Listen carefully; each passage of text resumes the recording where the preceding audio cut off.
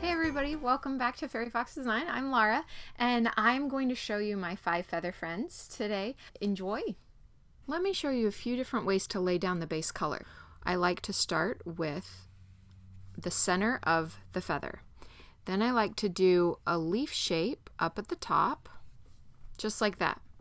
Now a couple ways we can do going down. We can do just individual little dashes like that, or we can do wiggles,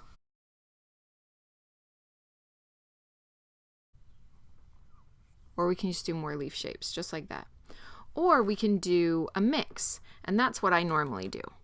So we start with a wiggle, and then maybe some dashes, and another wiggle, and some dashes, and then a leaf shape. And you can see this already says, I am a feather. And feathers, they can be straight or they can be a little bit curved. So if we want to start with that pretty leaf shape, and then we want to go ahead and bring this down like that. Now you can keep the light on the inside, which is normally how I do everything when I'm one stroking.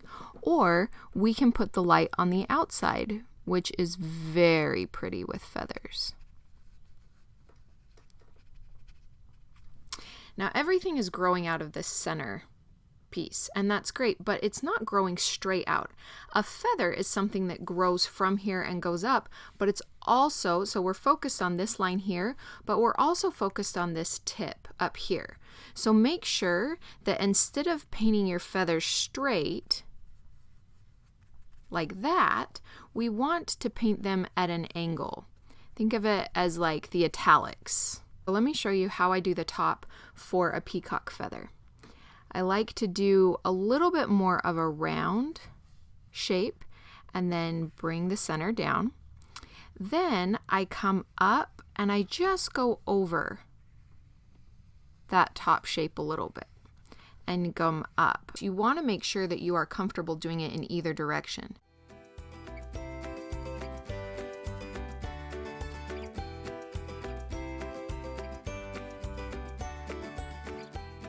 Sometimes I'll even come back in once I finish the feather and put that center in again, and you can see that that makes it look really clean and crisp. Now all of these feathers are really big and they're meant to be prominent and a beautiful part of your design, but maybe you want to do feathers that are more of a background, more of an afterthought. So for those feathers I like to use a filbert, and this is going to be very similar to painting leaves. So we go thin, we lay down thick, and we come thin again. So we come down and we go thick and then we pick back up. This can be super beautiful if you're painting some little bird or something to then do a little fluff of feathers over on the other side of the face. We've laid down all of our color. Now we're going to go through and we're going to do some black outlining. On this first feather, I'm going to make it look a little bit more like a traditional feather. So I'm going to start from the bottom and I'm going to do a nice teardrop that gets really thin as I go up, all the way up. There we go. And you can pull that teardrop clear up into the top of the feather if you'd like. Then remember, everything grows from this point, and so we want to start on this line or go back to this line. So here we're going to come out, we're going to just trace this thin to thick to thin up at that top point of the feather. Then we're going to come down thin to thick to thin, down. I like to do one side of the feather and then the other. This one I'm going to show you is kind of my messy feather look. So what I do is I like to just pull a teardrop down towards that center and then wiggle on the outside, then pull a couple teardrops by themselves, teardrop, wiggle, teardrop. I want to have a couple little strays that kind of come off on the bottom. I think that looks very feathery. Now, for a feather, everything's coming in from the middle, but we can also have a couple of things come in from the center. So I'm going to take just a couple of these and I'm going to actually connect them to our center point. And can you see how beautiful even that little bit now, it's a solid feather. And of course, you just stop at whatever point you feel like that is my feather. But what I'm going to do is we're going to start the same way we started on the other. Now instead of going from one direction clear through to the other, I've switched to a smaller brush and I'm going to go through and I'm going to repaint this initial shape in a few different places.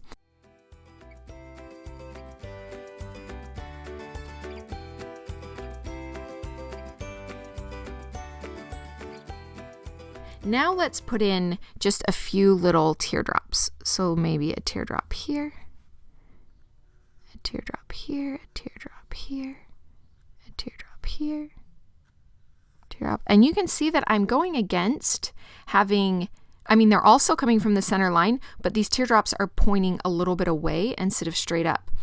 This will look like a feather that is being worn in a hat or something. It's been off of the bird, so it's not all going in the same direction. But you can tell it's still a successful feather. It's really pretty.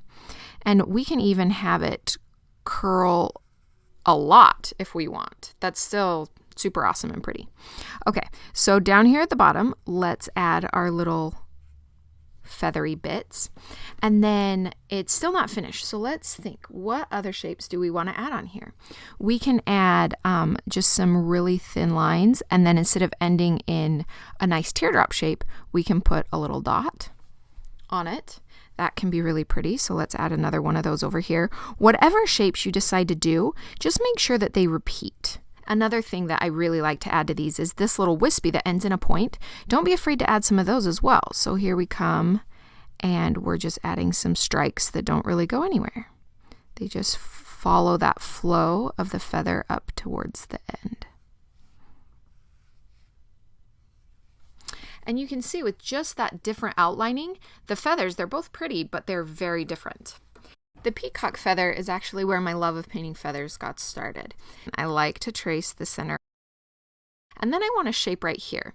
I find that a heart looks really cute. Today I'm just going to keep it simple, and I'm just going to do a teardrop. So we kind of have a reverse, it's thick to thin to thick. When do you ever get to say that? Wow. Okay. Then we want to come right here, and we want to trace that circle. And we're going to just do a nice thinner line kind of around there, like that. We come from this line and we go up. Now we're going to go really thick and then come super thin there in the center. Let's do it over here. So we come up super thick in the center. I'm going to do just another one here, not go as far. Just another one here, not go as far. I like to have them cross a little bit. So you want to find a place where we can grow off again.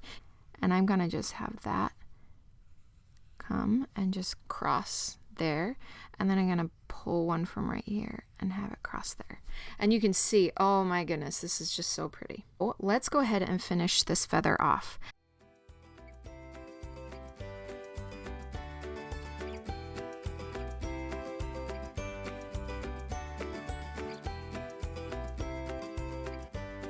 We start with putting in our center line.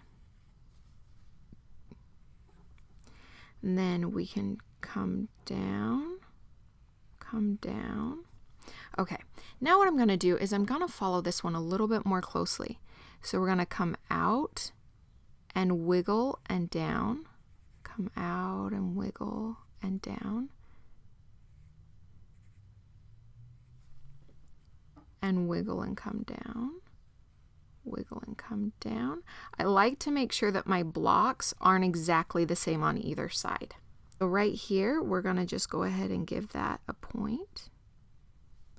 We're going to give this one a point and this one. We can even add a couple little extra wisps right here.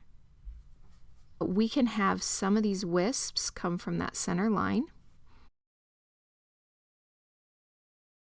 Then, if you want, you can even take and you can wisp in the opposite direction from the outside. Now, what you want to do is you want to just start putting in your center line.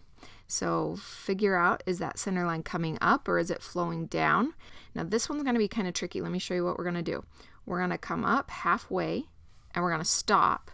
Then we're going to come up to this top and we're going to curve down. We can have it be more of a square that comes in shape. So we can throw in some of these growing lines from the outside and from the inside. So we come in and go back down and then come out and in just a little bit. And we can also do just a whole bunch of little teardrops. We can come out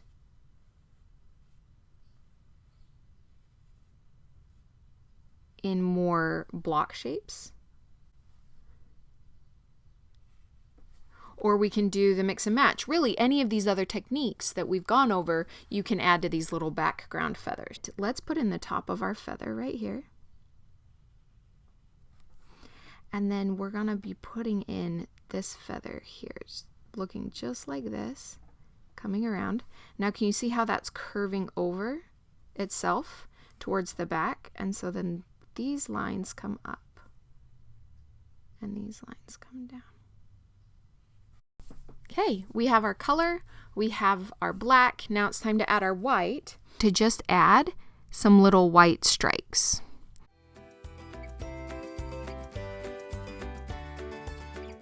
I might come in and do a thin to thick to thin.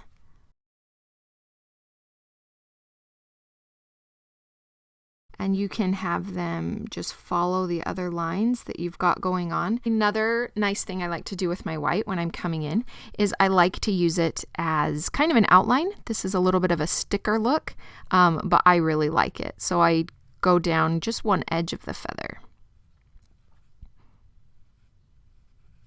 And I like to just add in some more of that wispy look.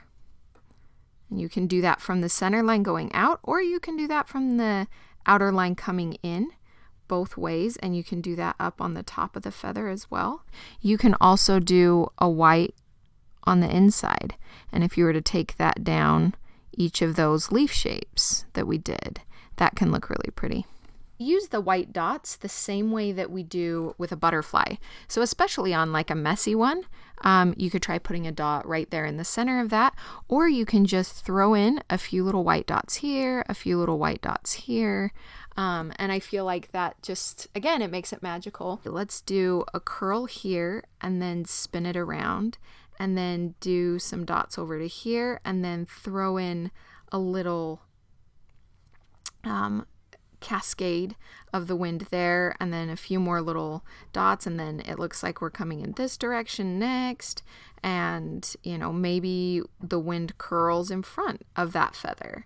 And by just repeating these very simple shapes over and over, you've created something that is just as lovely, if not lovelier, than a big feather. Now, in order to glitter these, I find that feathers look really good if you have a set of glitters that are colored and you can match the color, but even just using a simple silver or gold or whatever looks really good on top of a feather. But it can be really nice with a feather especially to use a festival glitter or a chunky glitter and to just take that, and instead of having to paint all of the wisp and the wind, we can just go through and put that around the outside. And just in finishing up, I want to encourage you to play with them. Play with feathers. Let the imagination come out. Let your hand a little bit loose to draw these lines and to let them play and to see what is, you know, where can feathers take you? So I really hope that you've enjoyed my 5 feather friends,